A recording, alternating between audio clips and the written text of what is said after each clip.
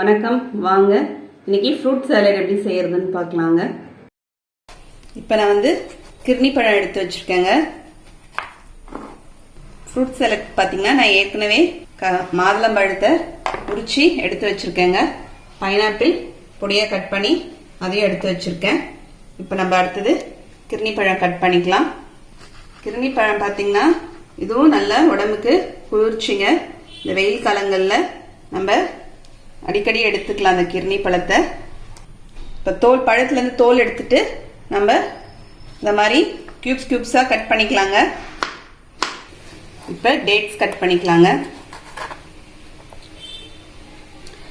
இப்போ அடுத்தது கொய்யாக்காய் கட் பண்ணிக்கலாங்க. கொய்யாப்பழம் பார்த்தீங்கன்னா நல்லா ஸ்ட்ரெஸ் ரிலீஃப் பண்ணும்.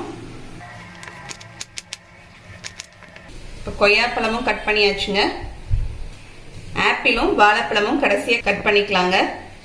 ஏன்னா முன்னாடியே நம்ம கட் பண்ணி வச்சிட்டோம்னா கருத்து போயிடும். இன்னைக்கு எடுத்து வச்சிருக்கிற தண்ணி பார்த்தீங்கன்னா தண்ணியில் ஏலக்காய் போட்டிருக்கேன், கிராம்பு போட்டிருக்கேங்க, அப்புறம் துளசி கொஞ்சம் சேர்த்துருக்கேன். ஏலக்காய் பார்த்தீங்கன்னா மூளைக்கு நல்ல ஒரு சுறுசுறுப்பை கொடுக்கும். இது மனமூட்டி மட்டும் இல்லாமல் நல்ல ஒரு புத்துணர்ச்சியை கொடுக்கக்கூடியதுங்க ஏலக்காய். துளசி அது மாதிரி நல்லா நமக்கு கிருமி நாசினி நல்லாவே தெரியும், சளியெல்லாம் பிடிக்காம இருக்குங்க. கிராம்பு சேர்த்துருக்கேங்க. Apple cut பண்ணியாச்சுங்க. இப்போ நான் வாழைப்பழம் கட் பண்ணிக்கிறேங்க. நான் எடுத்துருக்கிற வாழைப்பழம் பார்த்தீங்கன்னா கற்பூரவள்ளி வாழைப்பழம் எடுத்துருக்கேங்க. இப்போ பவுலில் எல்லா பழத்தையும் சேர்த்துக்கலாங்க.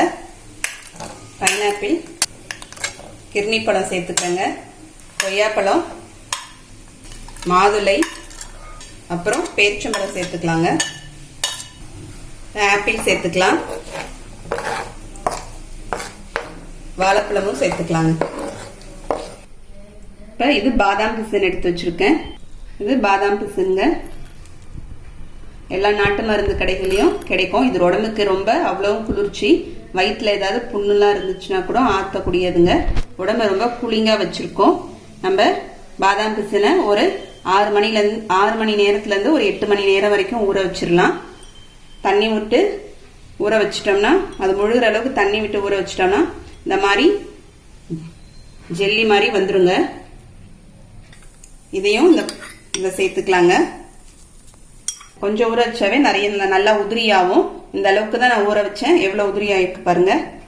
தேன் சேர்த்துக்கலாங்க. இதுக்கு நான் சர்க்கரையெல்லாம் வேண்டாம், தேன் சேர்த்துக்கலாம்.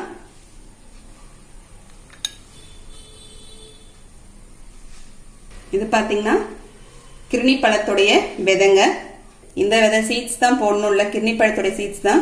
நமக்கு பம்கின் சீட்ஸ் போடலாம், வால்நட் போடலாம், பாதாம் போடலாம். பசங்களுக்கு நம்ம பிள்ளைங்களுக்கு எந்த நட்ஸ் பிடிக்குமோ போடலாம். முந்திரி கூட போடலாங்க. இது 1 ஸ்பூன் அளவுக்கு நான் சேர்த்துக்கிறேன்.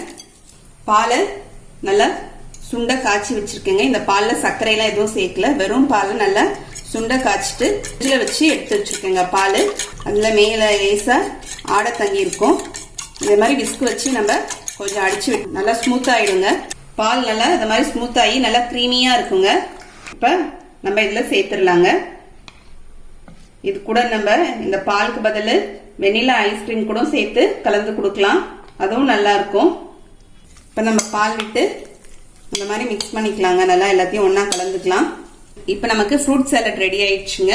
அது கூடவே நம்ம தண்ணி துளசி, ஏலக்காய், கிராம்பு போட்டு வச்சிருக்கோம். இந்த தண்ணி நல்லா ஹெல்த்தியானது. உங்களுக்கு இந்த வீடியோ பிடிச்சிருந்தா லைக் பண்ணுங்க, ஷேர் பண்ணுங்க, சப்ஸ்கிரைப் பண்ணுங்க. அடுத்த வீடியோவில் பார்க்கலாம். தேங்க்யூ.